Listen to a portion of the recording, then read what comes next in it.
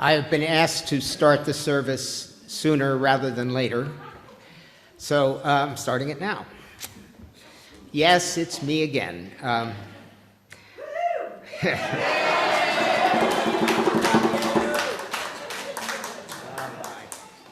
you see me blush? Good morning. Good morning. See, I waited this time. My name is Jimmy Reeves, Vice President of This Rockin' Place, and I am pleased to be joining Gary O'Connell, President of This Rockin' Place, on the chancel this morning. We welcome you to this sanctuary and worship service, as well as those of you, thank you so much, Pat, joining online. We don't want that there. We hope that in this congregation and sacred space, wherever it may be, you will be strengthened by spiritual encouragement and find comfort from those who join with you in worship.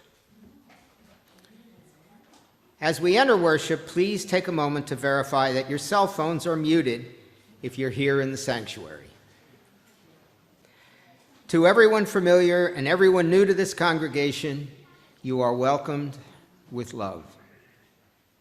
If you're in person, you're invited to you're not voided, you're invited to stop by the welcome table in the vestibule if you'd like to learn more about this congregation and Unitarian Universalism.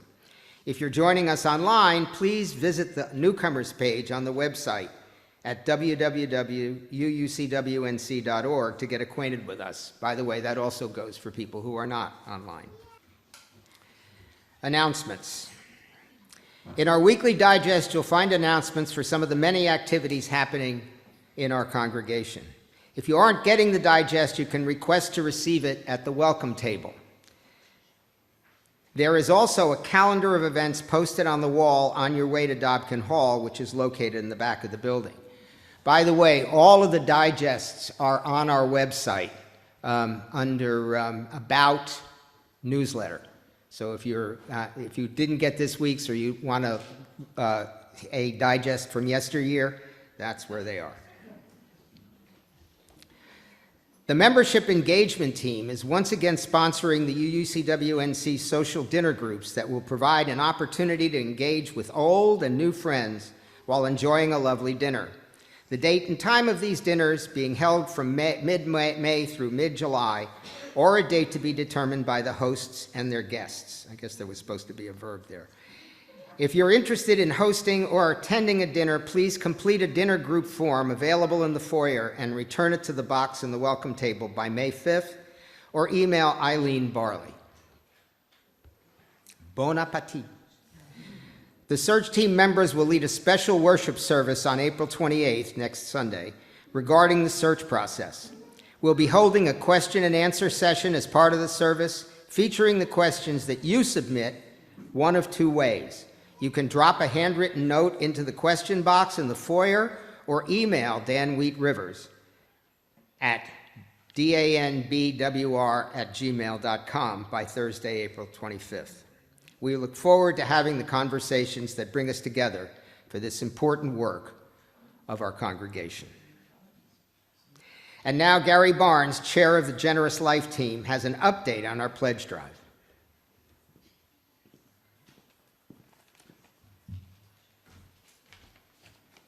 I need a drum roll.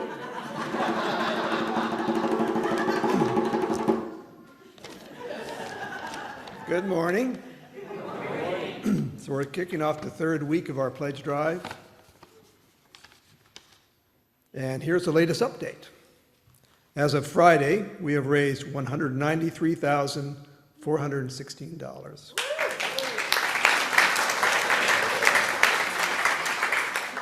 And that's with 77 households reporting so far.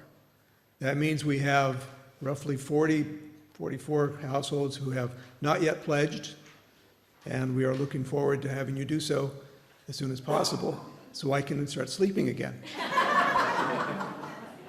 And to all of you who have already pledged, back to my script here. To all of you who have already pledged, thank you for your support. And for those of you who have not yet pledged, it's very important to get those pledge forms into us by the end of the month. And as always, if you need another pledge card, you can stop by the GLT table out in the foyer, or you can go to our website at uucwnc.org. Thank you.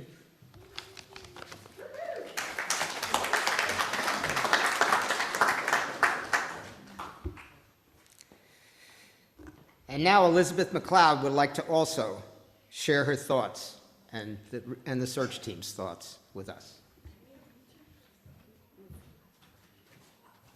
Good morning. My name is Elizabeth McLeod, and I'd like to share a few reflections from the Settled Minister search team upon meeting our candidate, Alyssa Lee. What I noticed first upon meeting Alyssa in person was her ease, her self-confidence, her kindness and open-hearted curiosity about who we were as individuals, and how many ideas and insights there were to share with each other about the history, the current health, and the future of this congregation. Our Saturday interview process was a series of in-depth conversations that readily addressed many of the questions we had already written in our notebooks, without our even having to ask them directly. We were moved and heartened to hear that she'd spoken both to Reverend Kathy and Reverend Cheryl, our previous settled minister, about their observations of our congregation. As a group, I'm pleased to inform you that we've received high marks from each minister, which we were also very glad to hear. And it was really during a casual lunch after the neutral pulpit sermon on Sunday that most of us really felt we could see her being our minister, as we were all discussing excitedly hopes for the future of this congregation, our growth and our commitment to this community. We're really looking forward to your meeting her next month. That's May 12th through May 19th. Yeah. I do. Should I do that too? Okay. Hello again. In case you were just coming in when I'm usually walking in, my name is Elizabeth McLeod. And I've been a member here for 4.5 years, and I'm submitting my annual pledge today. So what initially drew me here was the sermons, the experience of group ritual in worship, especially the candles of joys and sorrows. I was so touched when I first witnessed that. And of course, the big hug from Reverend Cheryl at the end of the worship services. My connection to this place grew when Reverend Cheryl invited me to participate on the Operational Wellness and Support Committee. I began to understand just how much care and labor goes into running this congregation. This is the first congregation I've ever been a part of, so I really had no idea. When COVID struck and the building closed for our safety, I joined the ragtag team of Zoom vergers who were working to translate our experience here onto Zoom. The more I learned behind the scenes about worship service planning and congregational operations, the more I was blown away by the dedication, wisdom, warmth, humor, and character of everyone working here together to make this happen. I was proud to take part in this effort, so I joined the Board of Trustees and continued working alongside Reverend Cheryl until her resignation in November 2021. In her letter to our congregation, she wrote, "You are a vital congregation, and I have every belief that your future will be even brighter as you continue to grow in different ways." Rev Cheryl was right. Our interim ministry period has seen incredible efforts of individuals and committees here stepping up to make this place even better than it was 3 years ago, including an in-depth campus assessment and major improvements. I'm looking at the light bulbs. New programming like the committee fair and nerds, and continued social justice work in our community and our state, and so much more. Feeling a void in my schedule after concluding my board chair tenure, I cautiously joined the Settled Minister search team, and I have to say I am truly excited about our future together. As a group, we have so many ideas, so much dedication, and so much joy and love to share with each other and the world. And what better time than now for a group like this to forge ahead with those ideas and those plans? My experience of this place has been truly transformational, and I've seen it transform as well before my very own eyes. It's been a privilege to contribute to what your fellow congregants describe as the spiritual home they just never thought they'd find.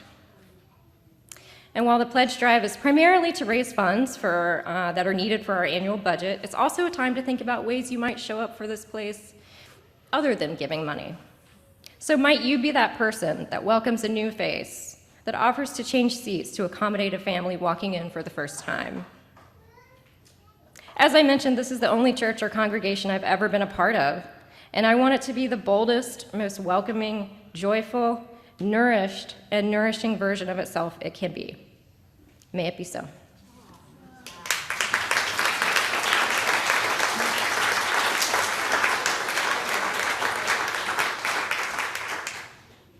Uh-oh. No. There it is.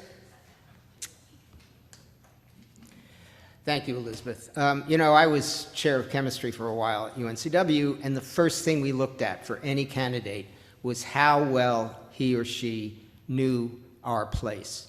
And the fact that Alyssa knew who we were, knew our ideas, and had good ones of her own is a huge plus in my book. Just saying. And now let us take a moment to settle ourselves, to open our hearts and minds to what worship will bring us this morning. At the sounding of the chimes, let our spirits enter into a different space, a space of worship, of life, of love, of that which we hold sacred. May we take this time to grow our souls.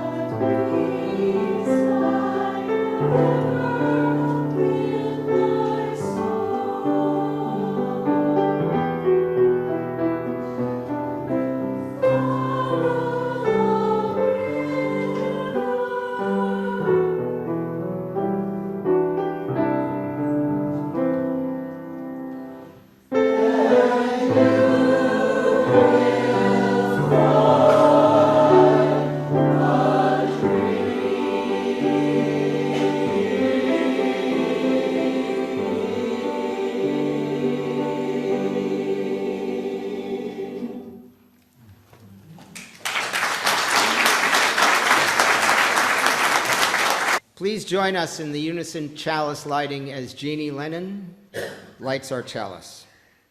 By the way, this is a board service. Jeannie is on the board, and some of the other people participating, of course, Gary and I are on the board, and some of the other people participating are also board members. Our chalice lighting by Tara Humphreys.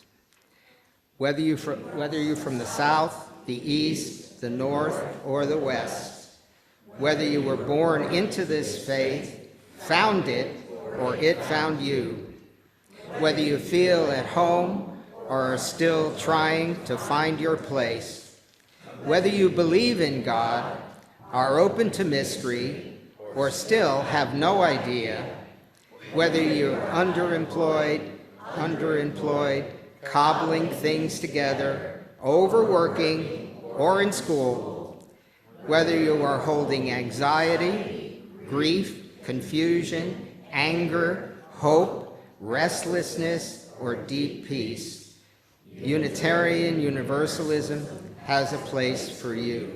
It is right here, and this chalice is lit for you. Our opening hymn is number 360, though you may not need it since it'll be up on the screen. Here we have gathered.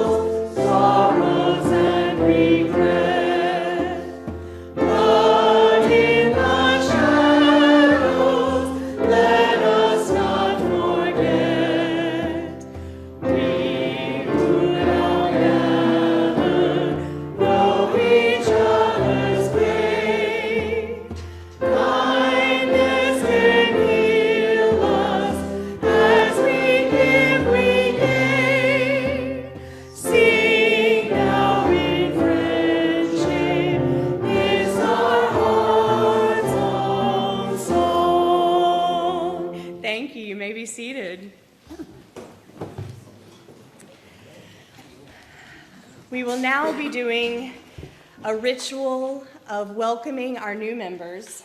So, got to get accoutrement for said ritual. For those of you who are visiting or may not know, I'm Reverend Kelly, the Associate Minister here of this wonderful congregation, and I have to tell you, my heart feels so full this morning. Hearing about the pledge drive, hearing Elizabeth's account of what it's been like for her in her years here, seeing it grow and change. There will be words you are invited to say. They will be reflected on the screens. I will be reading and inviting up the new members. If they could come and stand across the front facing the congregation. Not everybody could be here today. It's a year's worth of new members and schedules.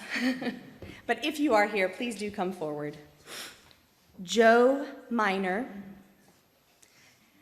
Claire Miner. That's right, Claire Miner. Nancy Gadzuk,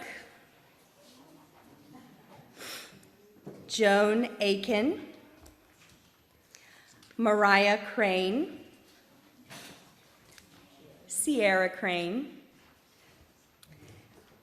Dina Beatty, Rob Bosco, Rebecca Six, Susanna Waters, Ooch and Scooch, Ooch and Scooch, Robert Thornton, Blair Middleton, James Middleton, Reginald York, Ellen Hunt, Gail Wisniewski, Angie Wodroska, and Frank Wodroska, Christina Bell, Rob Myers. Tessa, you can absolutely come up too. Marla Barthen, Dana Carpenter, Jennifer DeLong White, Julie Hendricks, David Bryce, Jeannie Bryce, and Deborah Davis.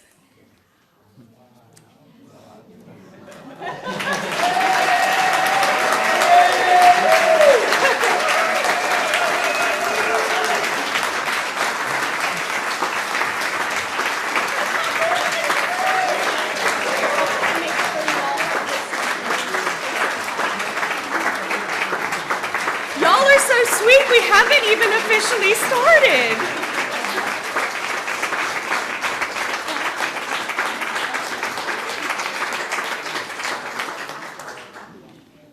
Okay, well, that's so exciting.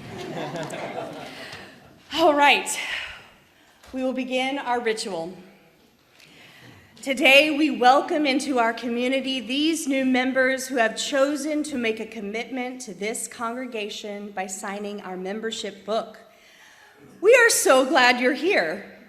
We invite you to recite together the words of our new member covenant. We enter this faith with hope and possibility in our hearts, pledging to participate in and support the ministries of this church. We covenant to remain true to the spirit of love that flows through this church and guides us. We seek your welcome as we join you in this faith community. I invite members of this congregation to please respond with your welcome. We welcome you as once we were welcomed ourselves. We seek to be open and inclusive, respecting your inherent dignity, your ideas, and your vision in times when it is easy and in times when it is difficult. In return, we ask that you recognize our humanity. We will not always live up to our ideals, and when we fall short, we invite you to stay in relationship with us and help us more fully bring alive the spirit of love. We welcome you as equal members of this congregation, of this faith, and of our shared spiritual journey. New members, we are so glad you are here with us and that you have chosen this community of fellow seekers to travel with you on your life journeys. Will you accept our gifts of fellowship, discovery, and service? Will you offer us your unique presence and gifts? Will you add your name to the long history of Unitarian Universalist people who spread hope with our living faith? Will you engage with us as we seek to create a community and a world dedicated to love and justice? If so, please respond, we will. We will. Congregation, will you welcome these new members with the warmth and comfort of your fellowship? Will you seek to add your strengths and talents to the new gifts they bring to us? Will you share our triumphs and struggles as our community grows and changes? If so, please respond, we will. We will. Some of our new members also bring their children and grandchildren into our community. This question is for all the kiddos. I ask all the children to please stand up. Do you all promise to be kind and welcoming to all the kids who come to our church, to grow and learn and play with them? If you will do so, say loud and clear, we will. We will. Heck yes.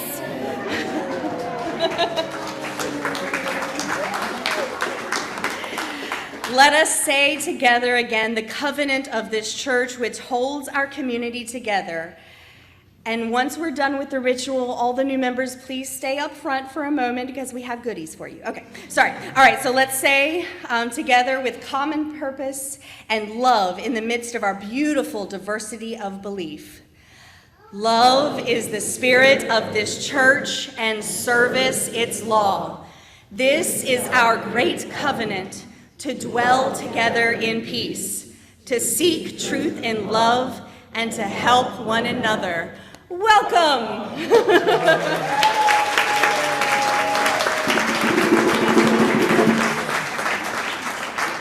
Miss Irene up here has goodies for you all. And once the goodies are handed out, we will sing our children to their class.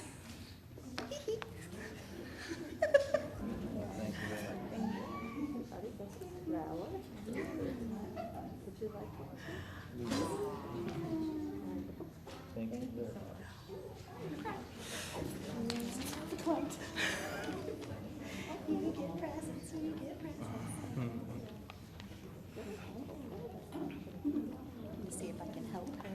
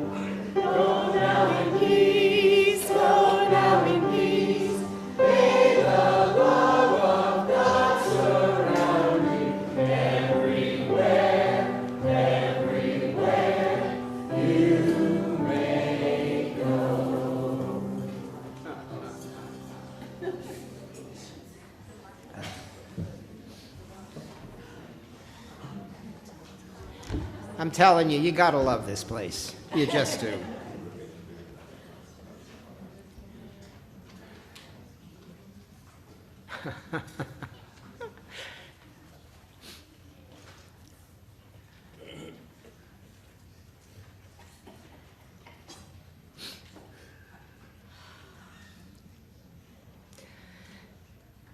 There are days we wish would never end because they're so wonderful. And there are days that cannot end too soon because they are so hard. We take this time to recognize those good days and the hard ones. You're invited to come to the front and light a candle or place a shell or riverstone in the fountain. If you're online, please feel free to enter your personal joys and concerns in the chat box. As our friends come forward, let us sing our compassion to them with hymn number 123, Spirit of Life.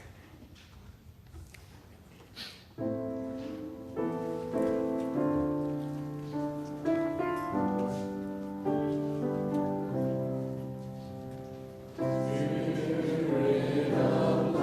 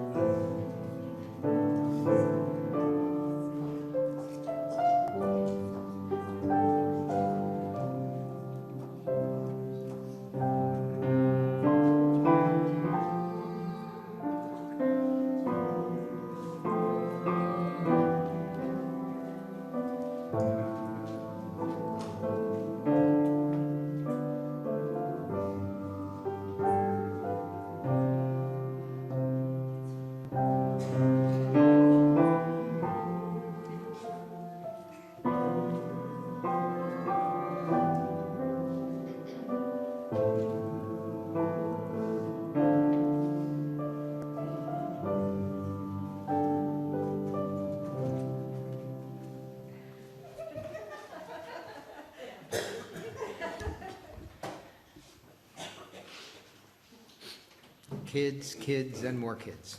Gotta love it. In this circle of care and compassion, we hold those who have shared their candles of joy with us, for each shared joy is a form of nourishment for us all. In this circle of care and compassion, we faithfully witness those who have shared their candles of sorrows with us, for each shared sorrow touches our hearts, and we accept the call to lighten the burden of our friend. I'll ring the bowl to usher in a few moments of shared stillness when we let our hearts pray and the prayers only they know, until the bowl is rung again.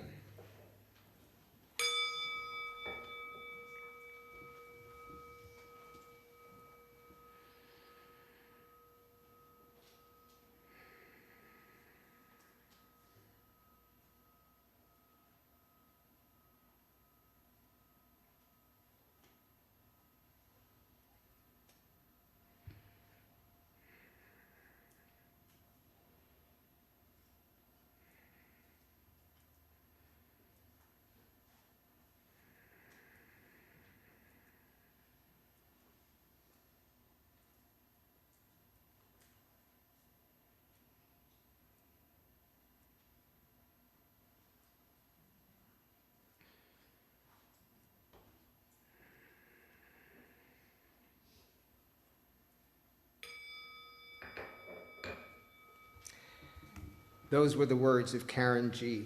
Johnston.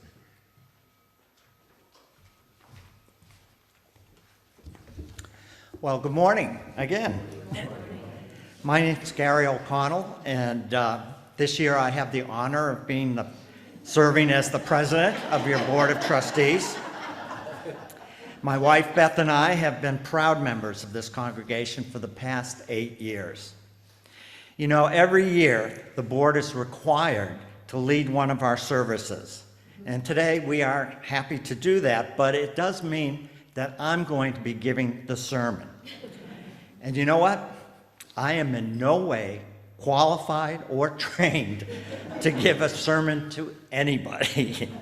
If we were in middle school right now, and this was the gym, and we were picking sides for the best sermon teams, I would be the last one picked, without a doubt. And I know this for a fact because just as we were leaving the house today, my wife Beth turned to me and said, "You know, the theme of the month is forgiveness." That would have been a good thing to know.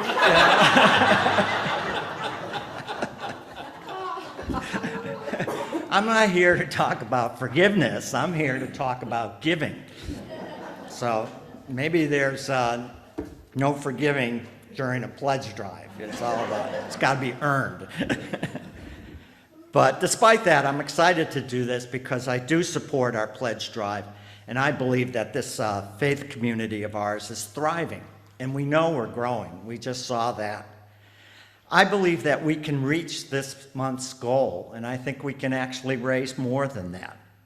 I'm not saying that we will do that, but I'm saying we absolutely can do that. You have heard from Reverend Kelly, Grace, Gary, Stacy, Elizabeth, and others about why we should appreciate this congregation. Today, I want to focus on how we can reach that goal. Pledging and generosity are pretty difficult topics because, one, it takes a fair amount of money to keep us operating this building and this place. And two, it's your money. And nobody wants to spend their money on this. Right there, that sounds like this is the classic definition of a tough sell. So let me try and break down how we can meet our goal. If you've looked at the total expense number in the proposed budget that was sent to you with the pledge cards, you might be concerned that it's too large for a congregation of our size and makeup. It's not really. Let me ask you something. How much money do you think fundraising experts say a church of our size and spending can raise in a capital campaign over a couple of years? Any guesses? Well, The building committee asked that question very recently, and Cami O'Keefe, who was a professional fundraiser for nonprofits in the past, went off and researched it, and the answer is $1,500,000. $1.5 million. To me, that's reassuring. If we together have the potential to raise that kind of money in a capital campaign over a couple of years, then we have the potential to meet the goals that have been set in this pledge campaign. It's easy to think in terms of scarcity, but it's not true. If we all participate, we can thrive and grow. Think about this. Pledging is different than all the other donations you might be making. A pledge to this congregation is a promise to provide a sustained level of giving that comes with a relationship in return. If you donate to WHQR or the Red Cross, you might affect the scope of what they do, but not their core mission. The mission of this church is based on direct input from the congregation, and the budget reflects that input. We shape this organization every day through our actions and generosity. Here's another question for you. How many people here in the room today own a second home? You're right, that's a trick question. The answer is we all do. We own this place, okay? There's no UUA doesn't own it, we own it. This is your house. This is where you come. And so in a sense, when you pledge, it's a really good idea to remember you're giving the money to yourself, okay? You're literally taking an asset from one account and putting it into another, okay? So how can we reach this target? What does your pledge, how does the pledge fit into your overall spending? How can you think about it? The key for me, and this is just how I approach these things, is to ask 3 questions. Do I trust the organization? What is my personal goal for giving? And does the value measure up to my commitment? For example, I trust WHQR here in Wilmington. I have a goal for what I want to contribute, and every year I think about if I'm still getting good value for it. I don't even know what their goal is, what they're trying to raise. I have a personal goal of what I want to give to them. If I don't trust an organization, then I'm likely to spend more time focusing about how they are spending the money. We all know some big charities that are notorious for having huge overhead costs that limit delivery of services to clients. I don't trust those organizations, and I rarely give to them. But I trust UUCWNC. I'm confident that we are spending our money wisely and that we are very frugal with it. Look at all the changes we've made over the last 2 years to our campus. We did it with very limited resources. No one would accuse us of creating a crystal palace here. If you were in the parking lot today, you know that's true. So please, if you don't trust us, just get involved. Join the board, join the finance committee. This church is whatever we want it to be. Another reason I think we can hit this target is that we have a compelling event coming up. A compelling event is often needed to create real change. Soon we will call a new settled minister. We have grown each of the last 2 years without having a settled minister. I think that means that next year is going to be another year of really substantial growth for us. Together, we are building something here. So last year, we invested in our campus, and this year, we are investing in our staff so that we can support that growth as we build our vision for this church. You are mistaken. You are mistaken if you believe that we can do this without making some investment in the future. I believe we can afford this, and I hope you do too. So the second thing for me is setting a personal goal. Having a personal goal is really important. Goals flow down all the decisions that you make. I don't know what you are giving, and you don't know what I'm giving. It's private. Like you, I only share my financial information with my family and the IRS and my bank, insurance companies, credit card companies, Google, Amazon, Facebook, and apparently anyone using the dark web. But that's it. I draw the line right there. But as an example, if UUCWNC has earned your trust, then you might decide that you want to give whatever the average amount per person is needed to cover total expenses. So if you take the $290,000 number, which is the preliminary amount budgeted for pledges and donations next year, and divide it by the 173 active members and friends, then your goal would be about $1,700. And if your partner gives the same, then you would try and give $3,400. But maybe you could pledge a little bit higher, because we know there are people in this congregation who cannot give the average amount. We need to support them just as we support every member of our church. Of course, this is not the only way to set your goal. It could be you want to donate the money equivalent to a fifth of the choir director's salary, or you want to cover the coffee costs for the year. Whatever you want to do, however you want to think about it, it's your personal goal. And if everyone tries to reach their goal for supporting this amazing place, then we will be fine. Another important step is to think about the value you get from the congregation. Are you getting the return you expect? And then decide if it's equal or greater to your commitment. For this, I use an idea that I learned while I was still working.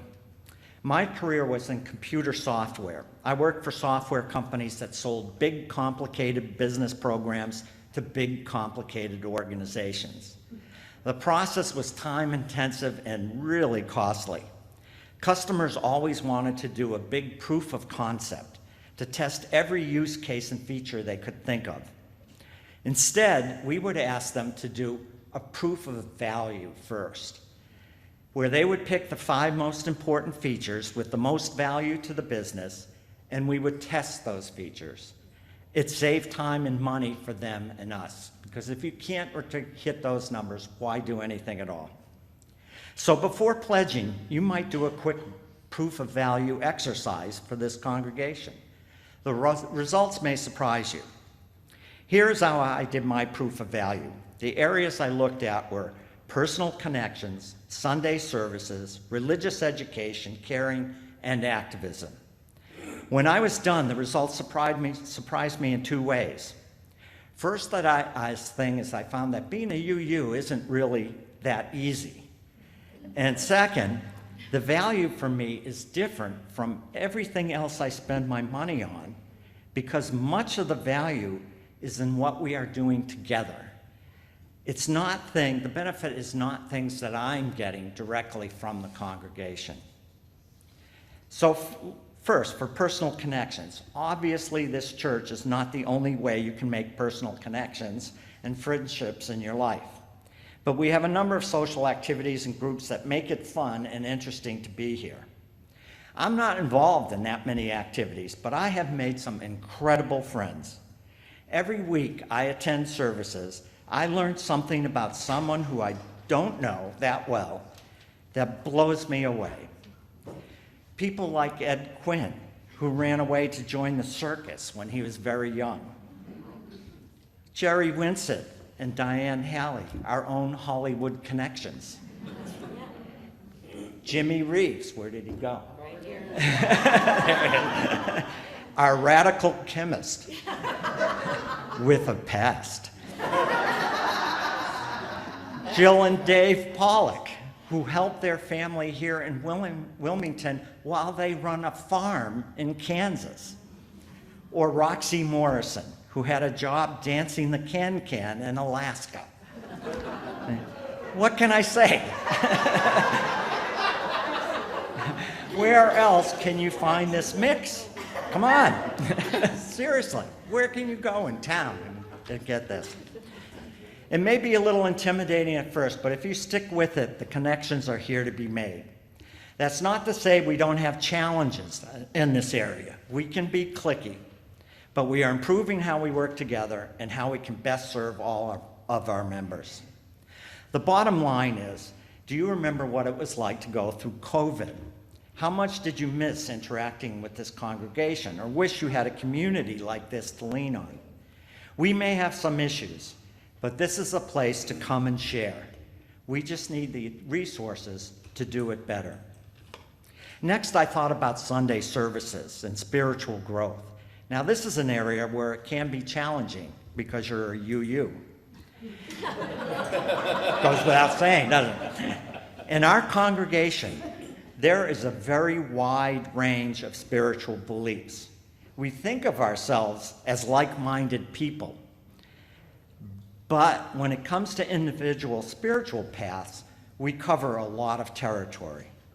So while these different paths makes us richer as a community, it also means that on any given Sunday, the service might not quite be your thing.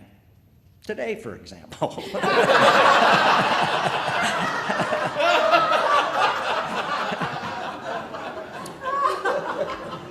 For me, I'm more of a humanist. I don't know if there's a spirit or God out there, and I'm pretty sure that the universe is just as likely to kill me as save me. I like it when we focus on how we live our lives so that we treat each other with the respect that all of us deserves. But that doesn't mean that I can't hear the wisdom in paying attention to the Earth's natural cycles or experience the awe that this life puts in front of us every day. The services here have been great. Beth and I often go home and talk about aspects of the services. I have to admit, though, I don't know if it's just me, but remembering sermons is like doing a Wordle puzzle. As soon as you're finished, it's by Monday, it's gone. You know, we might just remember the theme, that's about it. But I guess that's why we post the sermons online. But the most important thing is, I do remember being here the Sunday after Donald Trump was elected to office. The sanctuary was packed. There were 3 people that day, 2 on the right and 1 on the left, who said things that I will never forget. The 2 on the right said they were members but had not attended in a long time, but they had to be here on that day. And the person on the left said, I don't even belong to your church, but I just need to be here today. So where will you want to be after the next election? I know I want to be here with you. Next, I thought about RE. Let me just say, I love our little extroverts and the introverts that follow them. Beth and I feel lucky that we have grown children and a grandchild. Hi, Tommy. But they live up north. We don't get to see them as often as we would like. So for us, it's just fun to see kids here every Sunday. Let's face it, living with just your contemporaries is not healthy. We all need multi-generations to be at our best. And children need a place like this, a place where they are cherished. I give our young families a lot of credit. They see beyond our limitations to the value in the RE programs here. Some parents would look at our facilities and small number of students and choose a bigger church. Supporting younger families and members is also part of being a healthy community. We don't necessarily need to grow by huge numbers, but we do need to have younger families and members joining as others age out. That's another word for dying, in case you didn't know. That is the definition of a thriving church. And bottom line, there is value to me when we are thriving. I don't want us to just be the liberal wing of the Wilmington Senior Center.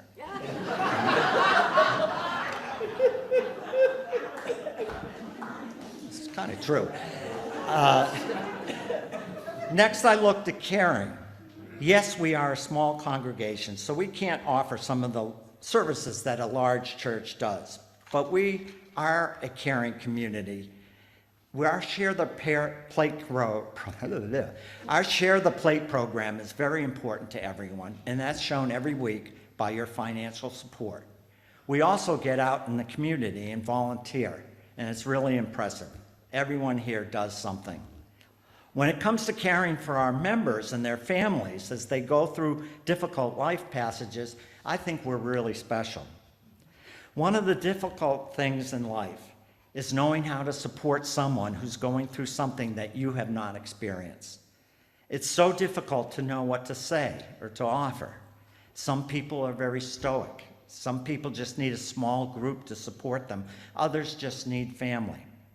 Our caring and pastoral care groups do wonderful work, but it's also good to just have a community of people that shows the support in small kindnesses and that are there to be with you as you go through these things. I feel fortunate to have this community as part of my support system.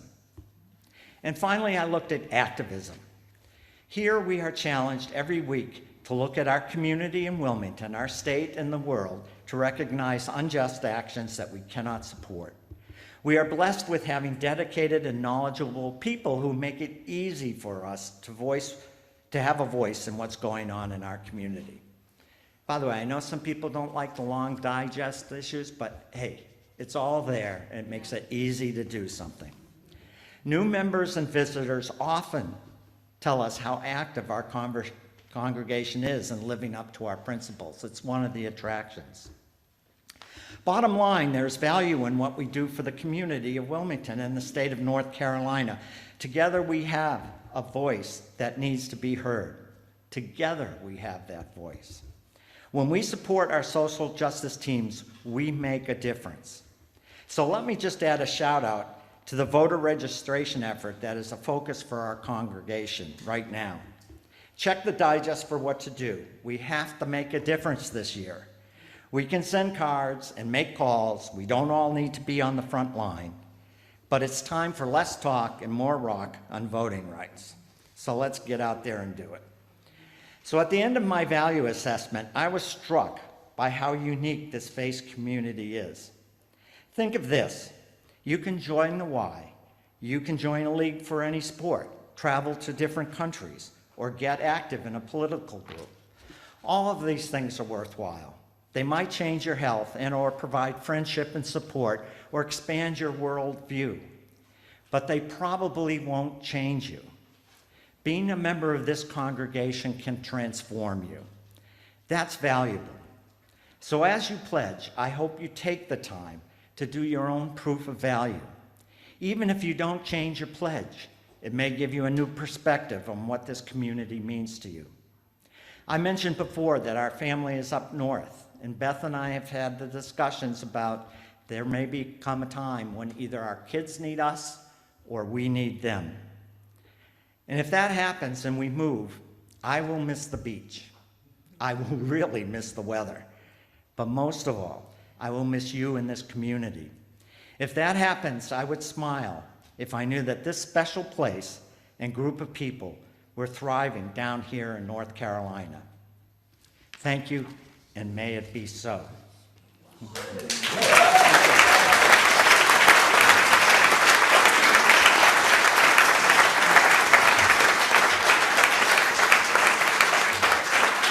Thank you.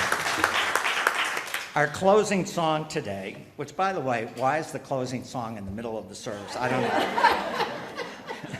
Michael pointed that out. Is by Jerry Winsett and Ed Brophy for Everyday People.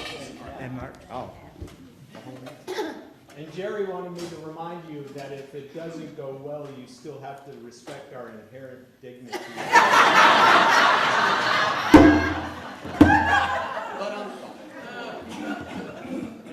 Just saying.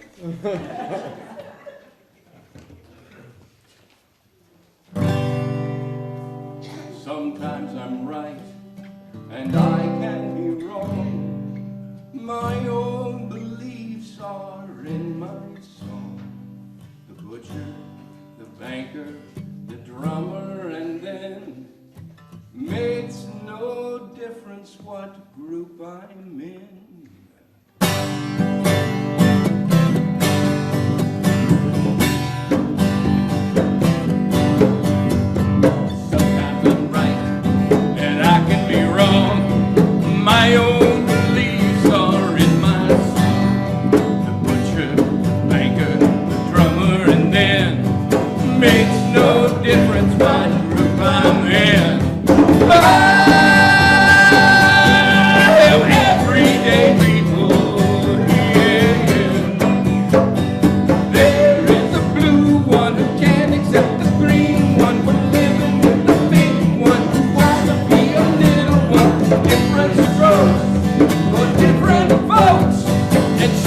on and so on and Scooby-Dooby-Doo. Ooh, sha-sha, we got to live together. I am no better, and neither are you. We're all the same, whatever we do. You hate me, you know me, and then you can't figure out what bag I'm in. I am everyday people, yeah, yeah. There is a long hair who doesn't like the short hair for being such a rich one that will not ever go one. Different strokes for different folks, and so on and so on and Scooby-Dooby-Dooby. Ooh, sha-sha, we got to live together. There is a yellow one that won't accept the black one, that won't accept the red one, that won't accept the white one. Different strokes for different folks, and so on and so on and Scooby-Dooby-Doo. Ooh, sha-sha, we got to live together. We got to live together. We got to live together. Yeah.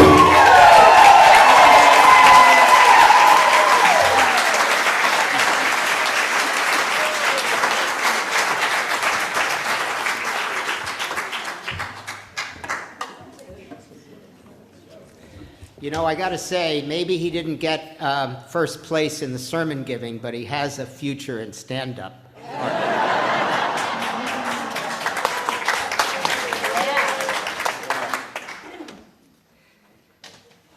Thanks to the vision of our STP team, our great STP team, and your generosity, we recently donated $532.43 to the Alliance for Cape Fear Trees. Our STP recipient this week is 100 Black Men of Coastal North Carolina. 100 Black Men of Coastal North Carolina is a group of African American men dedicated to passing on the knowledge of how to succeed. Their mission is to empower and uplift a new generation of youth in grades 8 through 12, especially African American males. The program is based on the belief that what they see is what they'll be. The Success Academy focuses on 4 pillars: mentorship, education, economic empowerment, and health and wellness. With a strong network of successful Black men serving as mentors, the organization provides its young participants with foundational knowledge and life skills in these important areas. Please give generously to this program that works tirelessly to address social and economic disparity and promotes leadership and character development. Their impactful work continues to make a difference in the lives of many. Would the ushers please come forward to take the collection?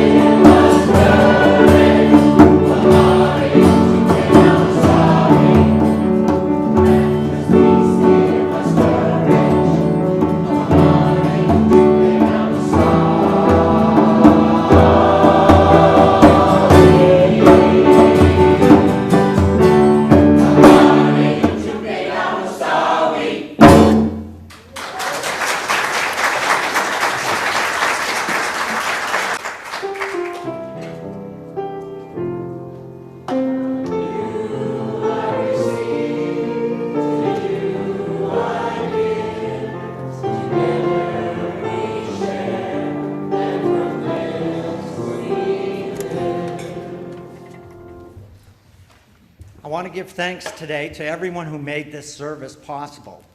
First, thanks to our new members. It's just fabulous.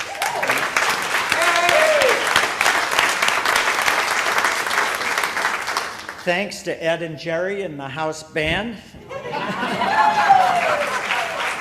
Thanks to Diane, our pianist. Thanks to Andrew and the choir. Fantastic. Thanks to our board for making this, my job a whole lot easier and helping out today. Also, note that there is cake in Dobkin Hall today to celebrate our new members, so please join us after the service. Our closing words are from Nikita Gill. Let it hurt, let it bleed, let it heal, let it go. And now, as is our custom, will you all rise? What's that? Oh, we got to extinguish the chalice, sorry.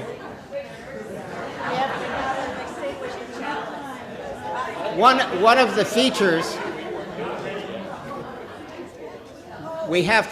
one of the features of this place is there is never a Sunday where we don't go out of order. Never. It's part of the script. I'm out of order. I've been out of order my whole life. Please join us as we extinguish the chalice. Extinguish this flame, but not the light of truth, the warmth of community, and the fire of commitment. These we carry in our hearts until we are together again. And now, as is our custom, right after we extinguish the chalice, let's join hands together and sing Shalom.